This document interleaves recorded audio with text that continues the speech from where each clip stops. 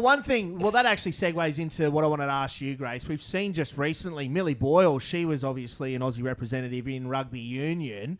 She recently won the Player of the Year for the NRLW this season, and just this week, alongside Tamika Upton, has signed a $100,000 contract with the Newcastle Knights. There's been a huge expansion in the NRLW as well as the AFLW, with $26 million in the AFL game being pumped into salaries for players. I mean, there's no denying that there's a huge disparity in payment between the NRLW, Super W, and AFLW. I want to get your thoughts on it, like, seeing the growth of the women's game in those two codes compared to, I guess, financial growth in Super W. Does that, for lack of a better term, make it harder to stay in the game, considering? Yeah, I think so. I actually straight after that, I had breakfast with Millie the day after. And we were talking about it. I was like, the last game we played at Wallaroos, she was involved. And I was like, and then we've only just played one more. And she was just like, she's a big supporter of rugby league and wants everyone to go to rugby league. But I don't know, the girls that are in union at the moment want to stay in union. I just hope that Australian rugby gets around the girls to, actually put them in a financial place where they can stay in the game, because the amount of money league and AFL are giving girls now is life-changing. And I think it's more like that could be a house deposit or something like that. Like, it will change your life, especially in women's sport. So I'm hoping we'll get there. And I think with the World Cup now being in Australia, there definitely will be pumping some more resources into the women's game. I just hope it's faster than it has been. Bloody oath, because, you can only play for so long for a free sausage roll and a Powerade. Bloody hell. hell. I guess they got the one thing they can tour around the world a bit more than the league players. So if you're making $100,000 a year, you can buy your own ticket to Hawaii, friends. But take it to Hawaii. To be fair, their World Cup is in England this year, so they were saying that. I'll eat my hat. You guys could just all come play that. But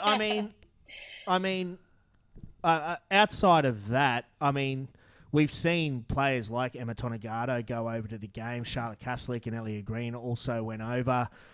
Do you think, like, we saw the investment in the Aussie Sevens side about 5 or 6 years ago, and the girls obviously went on to get that Olympic gold. Do you think that's something that, with the right investment, the Aussie women's side could start matching it alongside the English and the Kiwis and stuff on a very regular basis?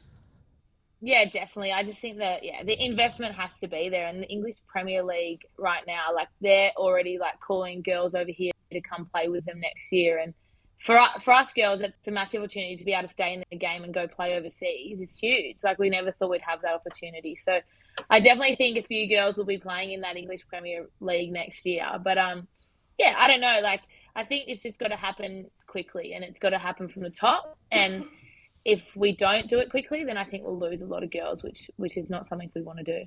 Yeah, agreed. Having been a part of both systems, and the NRL and now obviously the Australian Rugby Union, what do we as a code need to do in that space besides the investment of money? Like, what is the NRL, I guess, let's say that they're the cornerstone. What does the Australian Rugby need to do to push the game and build the game? I think it's just like getting the exposure out there. I think, like, I didn't realize that, like, the coaching and the programs are really quite similar in what you do, but there was just so much exposure. Like, I live in Orange, a little country town, and there's more people. I've been playing rugby union for 10 years, and there's more people know me now because I played for the Roosters for 3 games than I have, like, in 10 years. So it's like, it's just wild, the exposure, and they just keep, even though it's a short competition, they just keep giving girls a voice and a platform to be an athlete within Australia. And I think that's something we definitely can push better within union as well. They definitely got around the girls a lot more in the league, didn't they? It's like literally the same playing field. There wasn't like any disparity at all, really, like with the exposure and stuff, wasn't there? Do you reckon for the World Cup they might have a couple of ring-ins from the league? I actually have been like, girls, come play with us. Because a lot of the girls playing league now are actually from union backgrounds. Yeah. Yeah, so 100%. I don't know if they will. I think it's a bit tough because it clashes a little bit this year. But I always say that, like, I'm like the Sevens girls, spoken to a few of them. I know a few of them will probably come back, which is good.